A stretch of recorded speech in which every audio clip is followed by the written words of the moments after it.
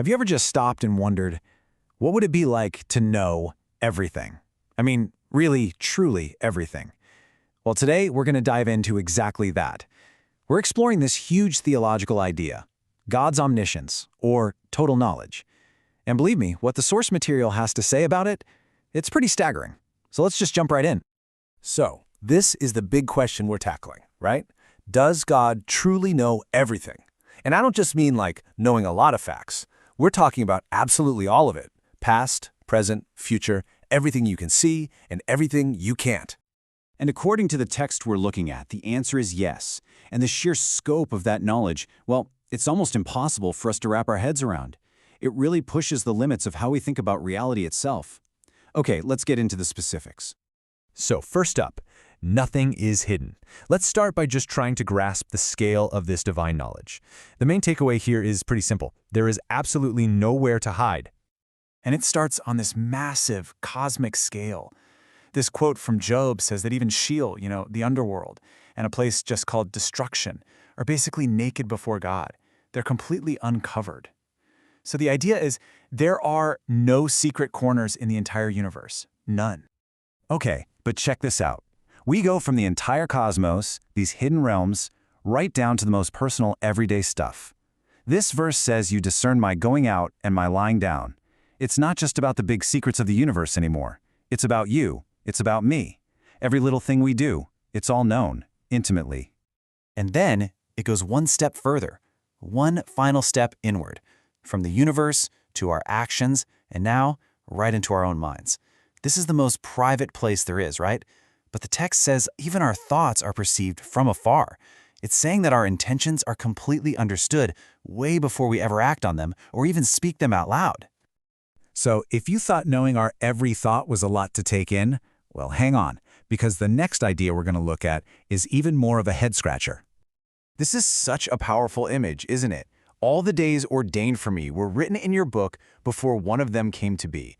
It's like your whole life story, every single day of it, is already written down in a book before you've even taken your first breath. Now, this is a really crucial point. This concept, often called the book of life, isn't necessarily about predestination, like your fate is sealed and you have no choice. It's presented more as foreknowledge. The idea is that God knows in advance every single choice you will freely make. And yeah, that opens up a whole can of worms about free will, right? But the key distinction the source material makes is that this is about knowing the choices, not controlling them. Okay, so the natural question here is, how? How is that even possible? Well, this next part of the source material gets into the how by explaining this fundamental difference between God and us, the creation.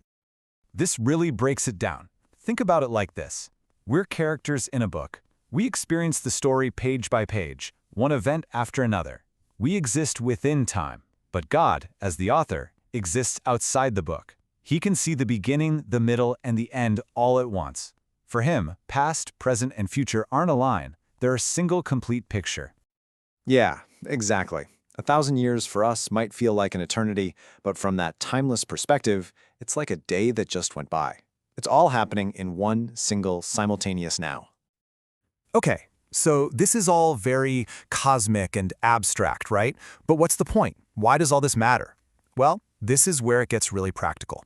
The source material connects this idea of total knowledge to a very real, very important purpose: justice. And the logic here is pretty straightforward when you think about it. For any judgment to be truly perfectly just, you'd need to know everything, right? Not just what someone did, but why they did it. You'd need to know their secret intentions, what was really in their heart. And, well, who can do that? According to this argument, only a being with total, complete knowledge. And this quote really drives that point home. He will bring to light what is hidden in darkness and will expose the motives of the heart. See?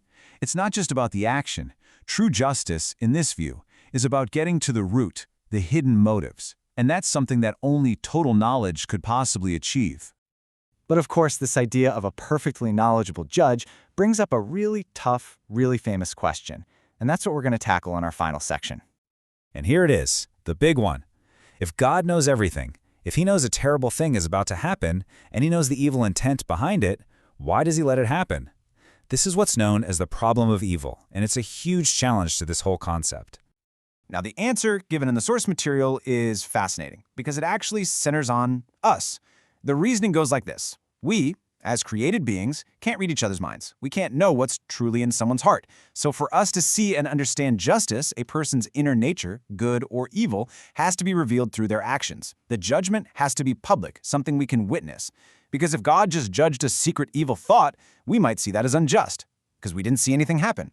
It's only by letting things play out, letting us see the cause and effect, that we can all understand the justice of the final verdict. It's about building genuine trust. So here's the bottom line on that. According to this view, evil is allowed to happen not for God's benefit, he already knows what's in a person's heart, it's for the benefit of everyone else, the universe of witnesses. It's that old saying, justice must not only be done, it must be seen to be done. It's all about building a universe founded on trust and a shared understanding of what's right and wrong. And that brings us to our final thought. We spent this whole time talking about this from a theological, kind of cosmic perspective. But let's just bring it right back down to you, to us. Just for a second, imagine it was true. Imagine you knew, for a fact, that every single action, every word, every secret thought was perfectly known. Would you do anything differently? How would that change the choices you make every day?